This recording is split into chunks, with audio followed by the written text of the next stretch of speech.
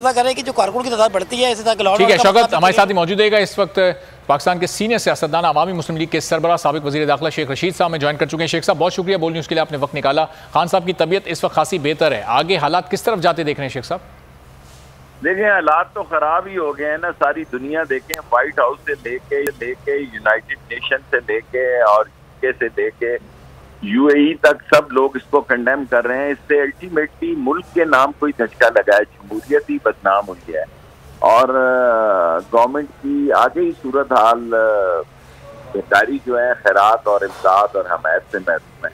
तो मुल्क तो अजीब बहरान की तरफ जा रहा है और हम 2 बजे पुरअमन और आइन और कानून के मुताबिक इस जो कातलाना हमला हुआ है इसके खिलाफ एहतजाज करेंगे, लाल हवेली से जलसा भी करेंगे और पुरअमन रैली भी करेंगे। और शेख साहब लॉन्ग मार्च से मुतालिक बहुत सारे लोग सवाल कर रहे हैं कि ये खत्म हो गया या ये जारी रहेगा, इससे मुतालिक फैसला कब होगा? मेरा ख्याल है आज ये फैसला कर लेंगे हॉस्पिटल में, शौकत खानम हॉस्पिटल में, और इंतजार करना होगा शाम तक। मेरा ख्याल है जलसे तक हमारे तक ये फैसला हो जाएगा, लेकिन हम अपना एहतजाजी जलसा लाल हवेली में और रैली जो है एहतजाजी पुरअमन रैली वो जरूर निकालेंगे। सही। और शेख साहब अब ये जो रैली निकाली जाएगी या जो मुशावरती इजलास पीटीआई का है, इसमें किस हिकमत अमली पर अब गौर किया जाएगा? आगे अपनी इस तहरीक को कैसे आगे बढ़ाना है आप लोगों ने?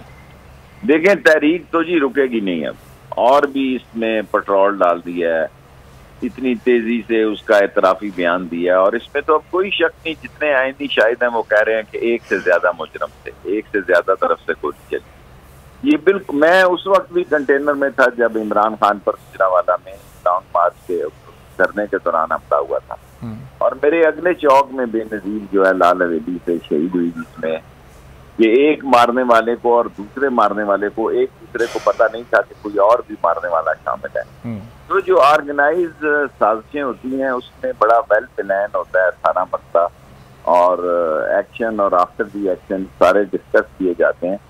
तो हालात तो अच्छे नहीं है जी, संगीन है, काफी खौफनाक हैं, खतरनाक हैं। दुआ करें अल्लाह पाकिस्तान के हाल पर। और शेख साहब तहकीकात जिस रुख पर जा रही है, जिस तरह तफ्तीश की जा रही है, उससे आप और पाकिस्तान तहरीक इंसाफ मुतमईन है? देखिए तहकीक क्या होगी जी, इस मुल्क में लियाकत अली खान की क्या हुई, बेनजीर भुट्टो शहीद की क्या तहकीकात हुई, ये सब जो बड़े कत्ल और बड़े हमले होते हैं उनकी कोई तहकीकात नहीं होती, बस टीवी पे ही होती है और अखबारों में होती हैं। कोई मुजरमों को सजा नहीं मिलती, कोई इन लोगों के खिलाफ शहादत नहीं देता।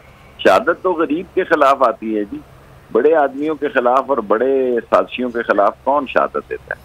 ठीक है, बहुत शुक्रिया शेख रशीद साहब। अवामी मुस्लिम लीग के सरबराह हमारे साथ मौजूद थे। उन्होंने कहा कि 2 बजे वो भी एक रैली निकालेंगे, निकाला जाएगा लाल हवेली से और उसके साथ पाकिस्तान तहरीक इंसाफ का भी इंतहाई अहम मुशावरती इजलास होगा। एक अहम खबर आपको